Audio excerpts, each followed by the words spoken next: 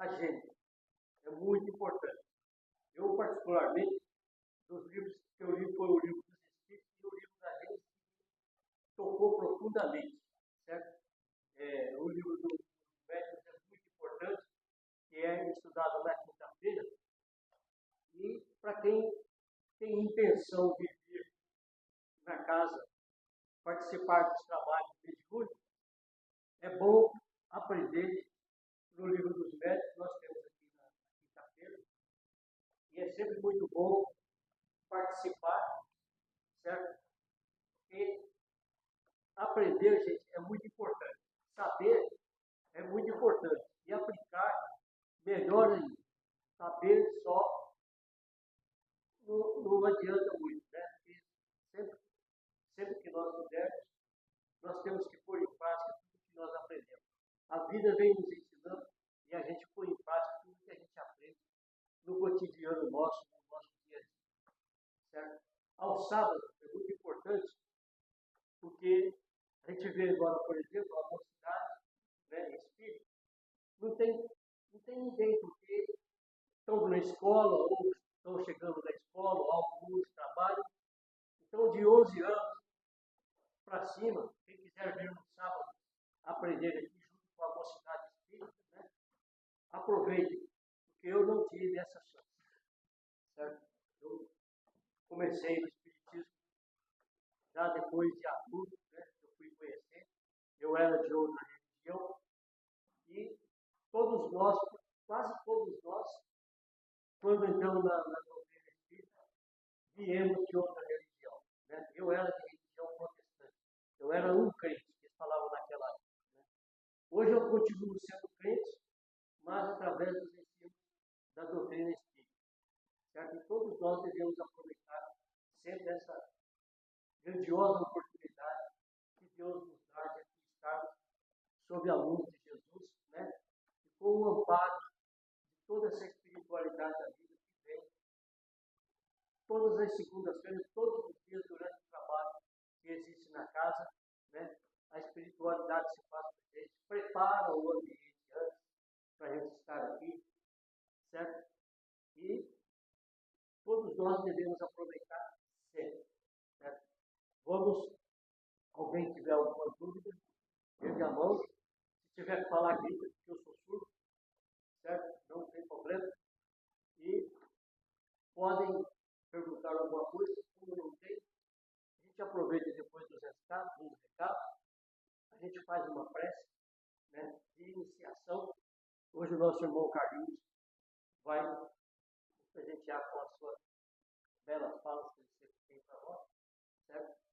E vamos erguer os nossos pensamentos ao alto e agradecer a Deus a oportunidade que Ele nos dá de aqui estarmos sob a égide de Jesus e o amparo da espiritualidade que vem nos socorrer nos nossos pensamentos, nos nossos entendimentos. Que a paz seja com todos nós, tenhamos nós o Espírito aberto para receber todos os ensinamentos que nos serão passados. Que assim seja.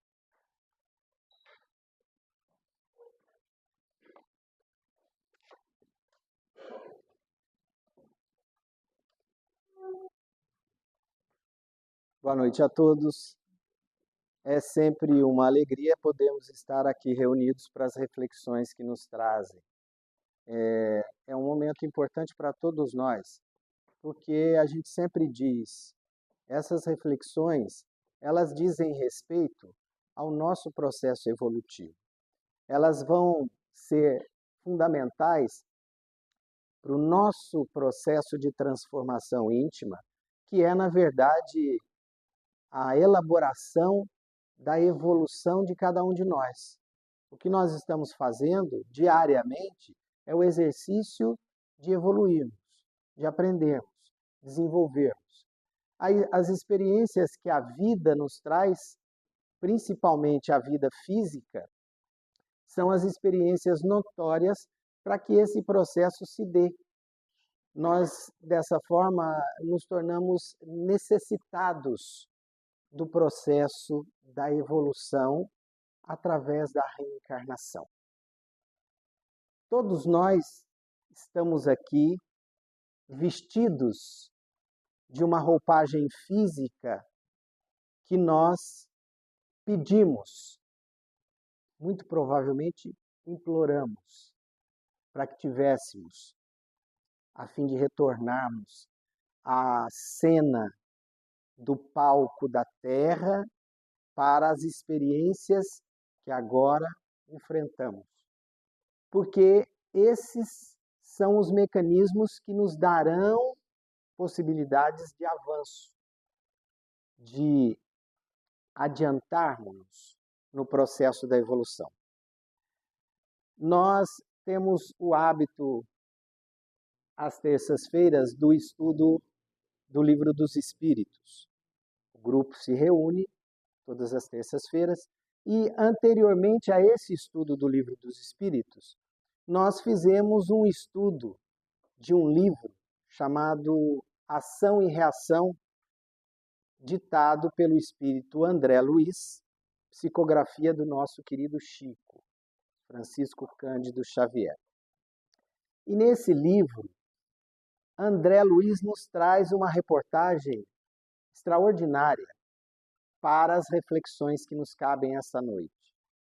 Ele que veio acompanhado de um mentor, o seu mentor espiritual, que o trouxe até as proximidades da atmosfera terrena, numa região mais sombria, onde havia sido instalada uma instituição do bem chamada Mansão da Paz. Nesse local havia o trabalho de receber espíritos recém-desencarnados, espíritos ainda em estado de debilidade emocional, em confusão mental, sem entendimento do seu processo de desencarnação, espíritos conturbados. E André Luiz vem, acompanhado do seu mentor, para fazer ali um estágio, um período de aprendizado. Ali ele encontra Silas, que é um trabalhador assíduo dessa instituição, com mais de décadas de trabalho nessa instituição, recebendo espíritos outros. E a narrativa do livro, eu espero que todos leiam, alguns tenho certeza que já sabem, que estiveram nos estudos e acompanharam os estudos, mas é um livro muito interessante, onde André vai narrando os casos que são encontrados ali na instituição e onde eles fazem os atendimentos. Até que em um determinado momento, ele já convivendo com Silas, o trabalhador, Silas diz a André que pretende reencarnar, que está se preparando, pronto para a reencarnação. E entra em pranto. E André se assusta, porque afinal, aquele era o trabalhador da instituição, trazia ali as suas melhores técnicas, apresentava-se como um homem, um espírito já avançado naquela condição. E aí Silas esclarece a André. André, nós todos passamos pelo processo da reencarnação e como ele é importante na nossa caminhada, na nossa jornada evolutiva como espíritos. E narra a André o seu caso. Eu fora outrora reencarnado, tive um pai que se tornou advogado, bem-sucedido financeiramente, possuía vários bens, uma mãe que me acolheu carinhosamente, uma mulher dedicada, e eu cresci, filho único, e me senti muito bem amparado financeiramente, de tal maneira que eu não desejei ter alguma companhia ou alguém e cresci praticamente só ali entre eles, mas desde sempre apresentava uma inclinação muito forte para a matéria.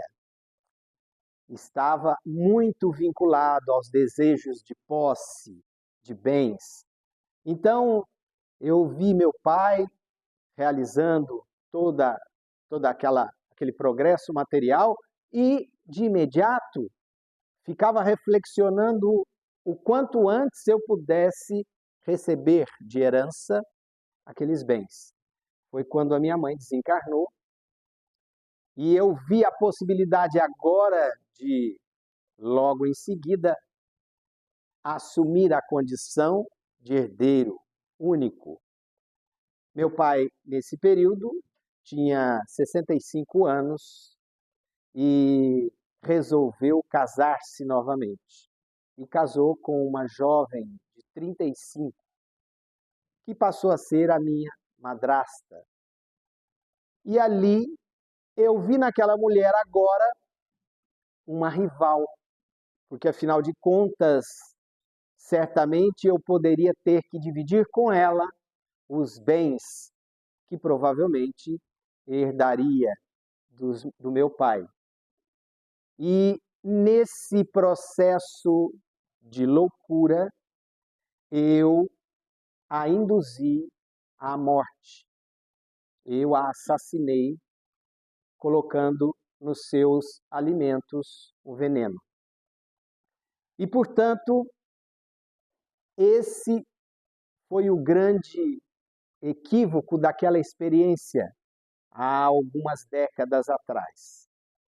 E desde então, logo que cheguei aqui, eu me arrependi profundamente de todo o transtorno, a debilidade, a loucura e procurei me restabelecer o quanto antes. Trabalhei arduamente e me preparei, bem como minha mãe, que aceitou retornar à vida física para me auxiliar nessa recuperação. E o meu pai, que também havia chegado logo depois de mim,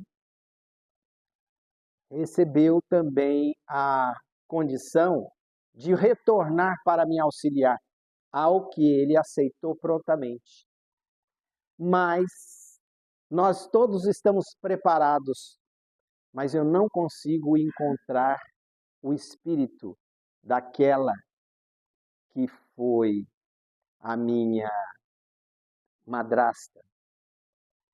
E eu estou aguardando há mais de 20 anos que ela chegue, para que se estabeleça então a programação da nossa reencarnação.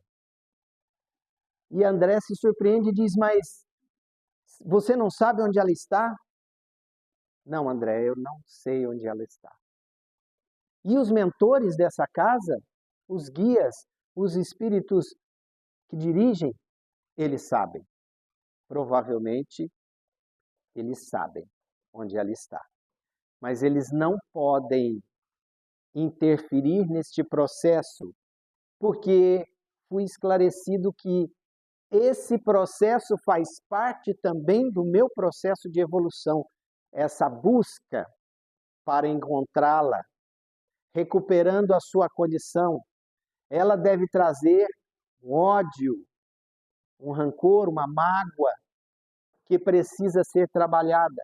E eu carrego isso aguardando ansiosamente que ela apareça para que se estabeleça a programática da minha reencarnação, a fim de que eu possa sonhar com um passo adiante no processo evolutivo. A narrativa, não só de Silas, nos surpreende nesse livro, trazendo as necessidades da reencarnação como mecanismos de reparação, de reajuste e de possibilidade de evolução para cada um de nós. É algo a que possamos refletir profundamente Quando Chico nos traz uma mensagem, nós que estamos reencarnados, que possamos fazer o mais possível que seja longa essa experiência. Mais do que isso, que possamos aproveitá-la o máximo que pudermos, no sentido de realizarmos o melhor para a nossa modificação íntima de atitude, de conduta, de pensamento, de ação efetiva na direção do bem. Porque o processo de reencarnação é muito complicado, é muito elaborado e gasta-se muito para realizá-lo. Há que se ter o encaixe de vários espíritos que estão coligados ao processo. Há que se aguardar, muitas vezes, décadas, dezenas, algumas vezes centenas de anos, a que todos estejam programados, preparados para o mergulho do retorno. Então, nós que estamos aqui, vestidos de matéria, tivemos uma oportunidade extraordinária. E o que nós estamos fazendo com essa oportunidade? Porque por mais longa que seja uma experiência terrena, ela é sempre muito breve.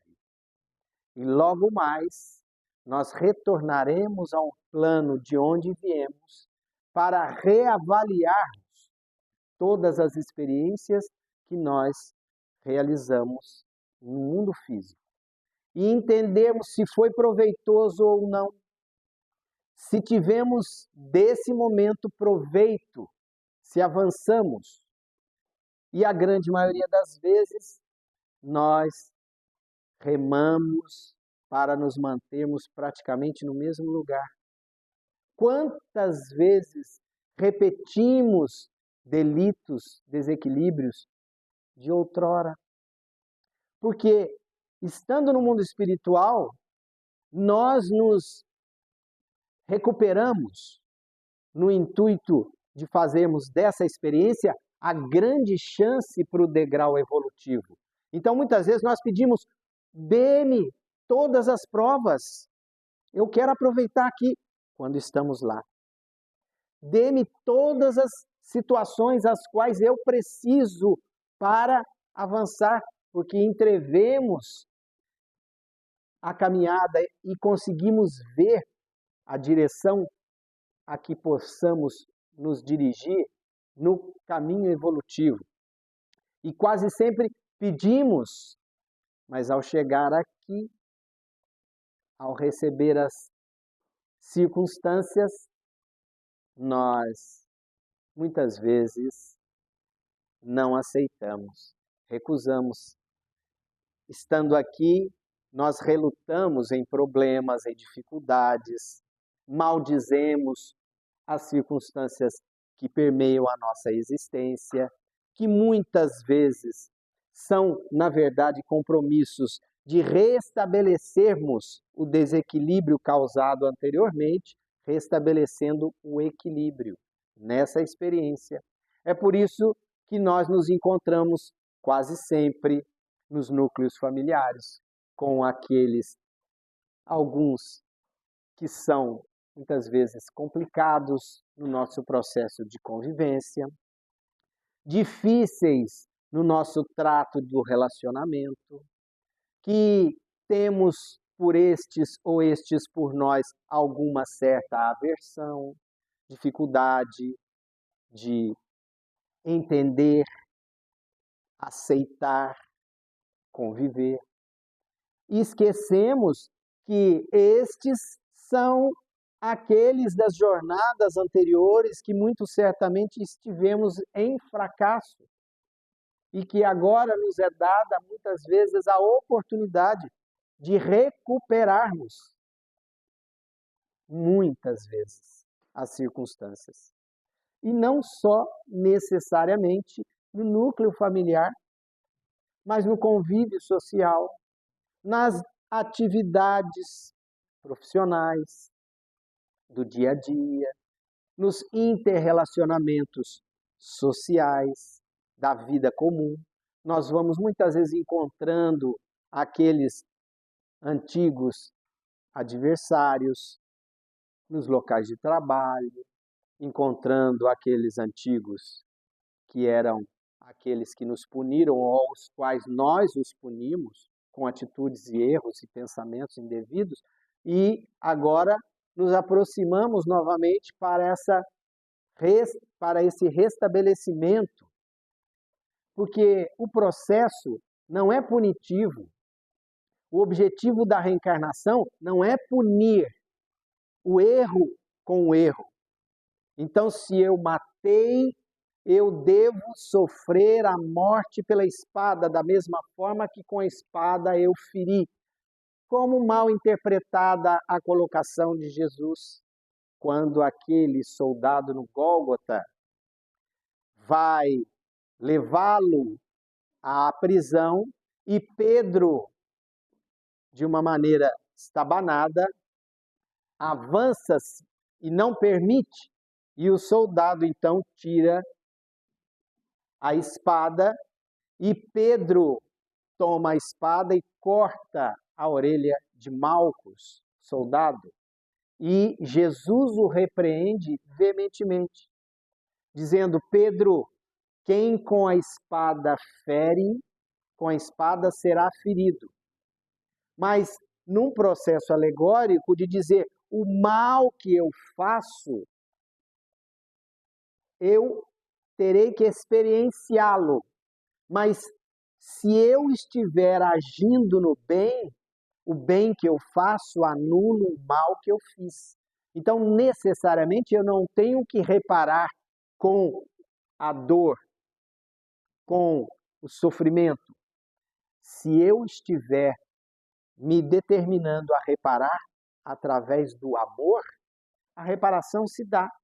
Eu não tenho que necessariamente sofrer a imputação de exatamente as circunstâncias às quais eu experienciei que o outro vivenciasse. Mas, se eu reparar, agindo no bem e realizando um bem que equipare ao mal que eu provoquei, eu me reajusto. Eu posso produzir o bem. E é por isso que muitas vezes nós outros, recebemos os filhos, que muitas vezes, algumas vezes, são aqueles adversários a quem nós levamos a derrocada, fizemos sofrimento, e agora recebemos os filhos no seio da família para dar-lhes amor, atenção, e mesmo os bens, as circunstâncias todas envolvê-los, que muitas vezes nós fomos aqueles que retiramos destes em outras ocasiões. Claro que isso não é uma absoluta regra, é absolutamente individual. E nós não saberemos de nada do nosso processo do passado enquanto estivermos encarnados, como mecanismos de proteção para que esse processo se dê de maneira natural, a fim de que possamos apresentar o sentimento construído e não obrigatório. Eu tenho que amar esse meu filho porque eu sei que eu fui assassino dele noutra vida. Não. Aí eu tenho que, não é ter que, eu desenvolvo por ele o sentimento como filho que ele o é agora e passo a nutrir por esse ser uma experiência emocional positiva que vai anular aquela experiência emocional negativa que eu lhe ofereci em outra situação. É um processo de aprendizado. Mas, quase sempre, essas escolhas nos cabem. E algumas vezes, nós sabemos que a direção é essa, quando estamos aqui. Mas escolhemos ir por esse caminho, que é, muitas vezes, o caminho desequilibrado. Então, chegando aqui, recebendo as experiências, mal desenvolvemos essas experiências e repetimos muitas vezes equívocos já realizados anteriormente e não aproveitamos a oportunidade, perdemos a oportunidade. Então a proposta de Jesus é extremamente apresentada quando nós falamos da reencarnação, e essa não é uma experiência da doutrina espírita unicamente. Muito antes da doutrina espírita surgir, nós já tínhamos entre nós, entre os núcleos sociais, a proposta da reencarnação. Entre os hindus, nos egípcios antigos, no livro dos mortos dos egípcios, no Zendavesta, na própria Bíblia. Alguns de nós dizem, a reencarnação? Sim, a reencarnação era parte da Bíblia ocidental que nós conhecemos, e que foi retirada por conta de um concílio no ano de 535 ou 33, alguma coisa, ou 53, 553, se eu não me engano. Houve um concílio em Constantinopla, o segundo concílio, e ali foi solicitado pelo então imperador Justiniano que fosse retirada das transcrições bíblicas a ideia do processo da reencarnação. Por quê? Porque a sua esposa Teodora, a imperatriz, que era uma ex-meretriz, havia sido prostituta antes de se tornar imperatriz e tinha o conhecimento de mais de 500 amigas, outras prostitutas, e quando se tornou imperatriz, porque foi o grande amor de Justiniano, ela se afastou das outras. E quando as amigas diziam, mas nós somos como ela é como nós. E aí, ela, desejando se livrar do seu passado, mandou que fossem assassinadas mais de 500 prostitutas. E claro, aqueles outros disseram, ela na próxima reencarnação há de morrer 500 vezes da mesma forma que ela assassinou as outras. Isso criou nela um impacto do qual ela teve grande dificuldade de aceitação. E então pediu ao seu marido, no leito de morte, que ela morreu, desencarnou antes dele, e pediu que ele retirasse a reencarnação das transcrições bíblicas para que ela pudesse se livrar desse processo, imaginando que, retirando as letras, sumiriam as responsabilidades. E assim foi feito. A reencarnação foi retirada dos livros transcritos bíblicos. E é por isso que nós herdamos essa indignação ou essa recusa desse processo que era considerado natural, até entre os judeus, até hoje. Os judeus ortodoxos consideram a reencarnação. No seu Talmud, no livro sagrado dos judeus, existe lá as descrições da reencarnação. A grande maioria dos preceitos religiosos trazem. E Jesus já nos trouxe declaradamente as comprovações de que esse é um processo que se estabelece quando, no capítulo 4 do Evangelho segundo o Espiritismo, nós vamos encontrar Jesus tendo subido ao monte para ter ali uma transfiguração e encontrar-se com Moisés e Elias, que vêm dialogar com o Mestre.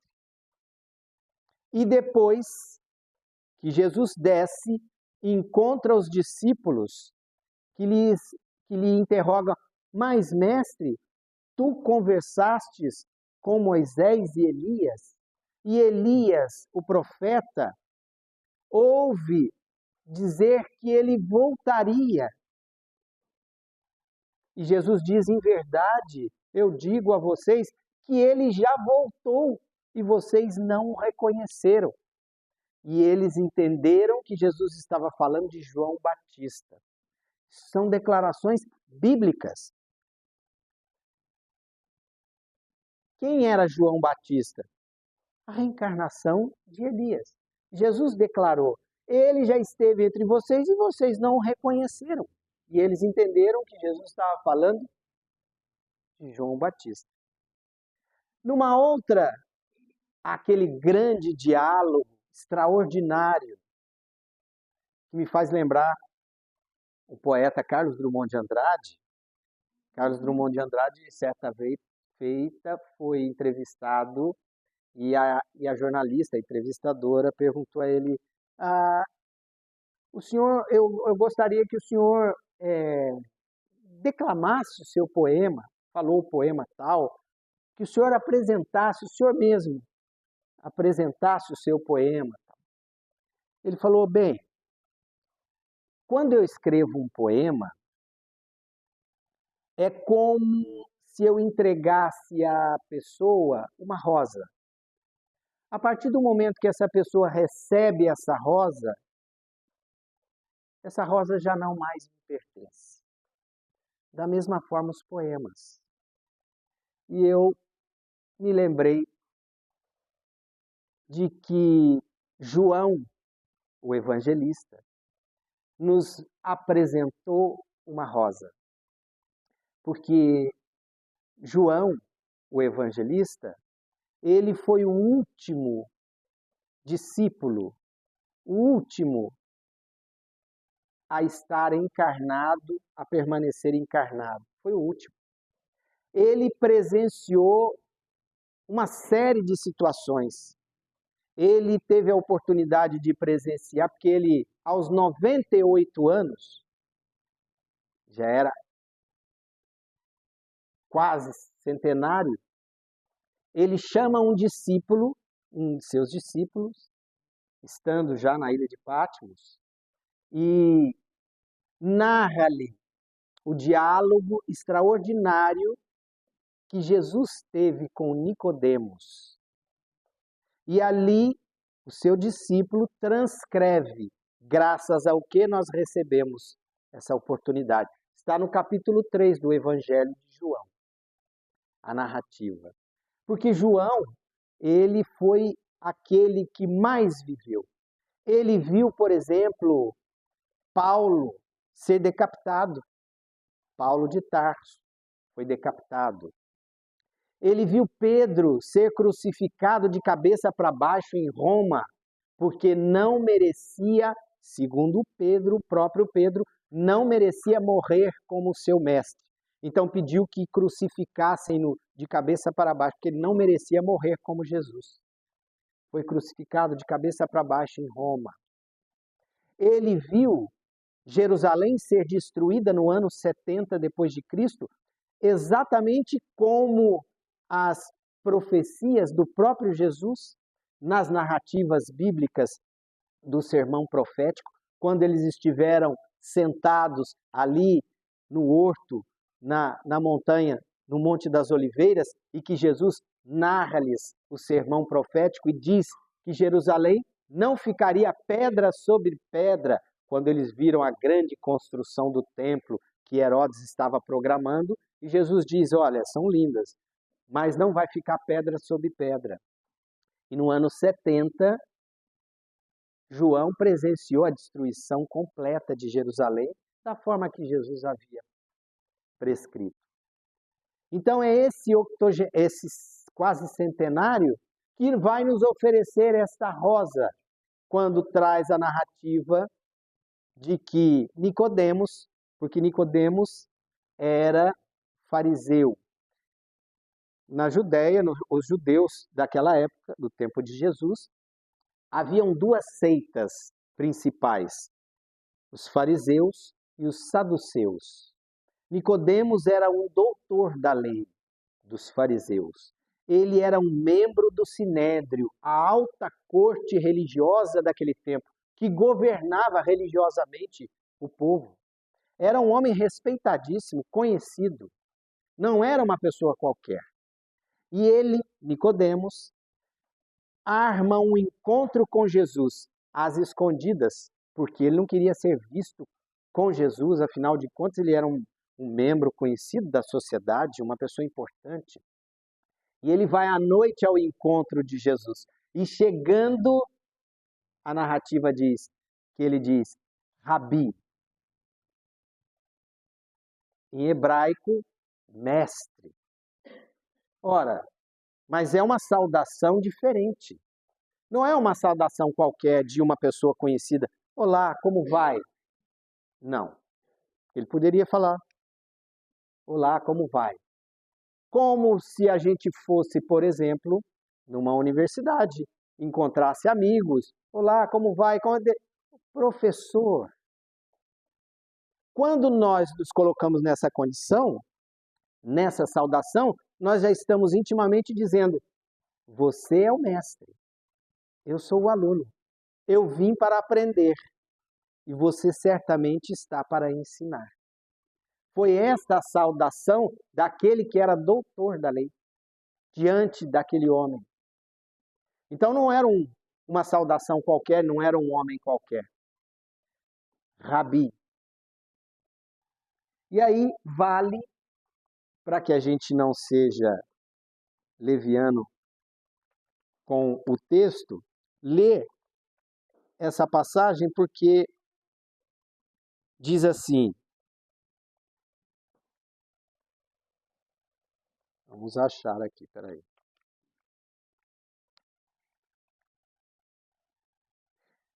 Havia um homem entre os fariseus chamado Nicodemos, senador dos judeus, que foi à noite encontrar Jesus e lhe disse, Mestre, sabemos que viestes da parte de Deus para nos instruir como um doutor, porque ninguém poderia fazer os milagres que fazeis se Deus não estivesse com ele. Nicodemos, como nós falamos, não era uma pessoa qualquer, era um homem instruído, era um homem de profundo conhecimento. Ele vai ali fazer a pergunta da sua existência. Diante daquele homem, ele vai fazer a pergunta da sua vida. Porque ele, como sendo um conhecedor das leis, dos conceitos religiosos, qual era a sua dúvida? Quais eram as suas inquietações? E quando ele coloca que Jesus, ele apresenta a Jesus uma pergunta, porque toda vez que nós fazemos uma pergunta, automaticamente nós já temos uma meia resposta. Todas as perguntas apresentam uma meia resposta. Por quê?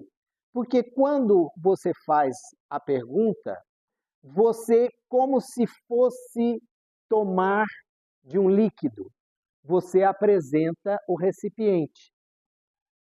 Então, você deseja água, você apresenta o recipiente, a pergunta. Esse recipiente pode ser um copo, pode ser uma jarra, pode ser um balde, e cada recipiente vai abrigar uma determinada quantidade de volume. Então, se você faz uma pergunta superficial, evidentemente que você vai receber uma resposta superficial, rasa. Se você faz uma pergunta profunda, você receberá uma resposta adequada, profunda, de acordo com a sua interrogação. Assim é para tudo na nossa existência. E quando ele vai a Jesus, ele leva para Jesus a grande inquietação sua, a sua grande dúvida. Então, e ele diz, olha, para fazer o que você faz, você tem que estar acompanhado de Deus, né? E o que Jesus diz? Jesus lhe respondeu: em verdade vos digo, ninguém pode ver o reino de Deus se não nascer de novo. Muito bem. Ninguém pode ver o reino de Deus se não nascer de novo. Mas Nicodemos lhe diz: como pode nascer um homem que já está velho? Pode ele entrar no ventre de sua mãe para nascer uma segunda vez? Jesus lhe responde: em verdade vos digo, se um homem não nascer da água e do Espírito, não pode entrar no reino de Deus. O que é nascido da carne é carne, o que é nascido do Espírito é Espírito. Não vos espanteis do que eu vos disse, que é preciso que nasçais de novo. O Espírito sopra onde quer e ouvis sua voz, mas não sabeis de onde ele vem e para onde ele vai. Ocorre o mesmo com todo homem que é nascido do Espírito. Aí eu questiono, se alguém não sabe qual é a sua descendência, a sua procedência, os seus pais. Eu não sei quem são meus pais. O que eu posso fazer? Eu posso retirar uma parte da minha estrutura biológica e fazer um teste de DNA. E através deste teste, eu consigo descobrir aqueles que são, de fato, os meus pais, através do meu DNA. Mas Jesus diz de forma diferente. Ele não fala do DNA físico, ele fala do DNA espiritual. Todos nós temos um espírito. A carne procede da carne, o DNA da matéria. Então, o meu corpo biológico procede daqueles meus pais biológicos. Mas o meu espírito, qual é a minha procedência? Se nós tivéssemos condição de retirar o DNA do espírito, nós poderíamos encontrar o verdadeiro pai. Quem é o pai? Deus. Deus está no nosso DNA. Todos nós carregamos o DNA divino na nossa constituição espiritual. E, portanto, todos nós somos filhos, oriundos da mesma fonte. E é por isso que a continuidade do diálogo se surpreende e nos surpreende, porque diz assim: Nicodemos lhe respondeu: como isso pode se dar? Jesus lhe diz: que sois mestre em Israel e ignorais essas coisas? Jesus lhe chama a atenção. Você conhece tão profundamente a lei, conhece sabiamente as legislações mosaicas e não sabe dessas coisas?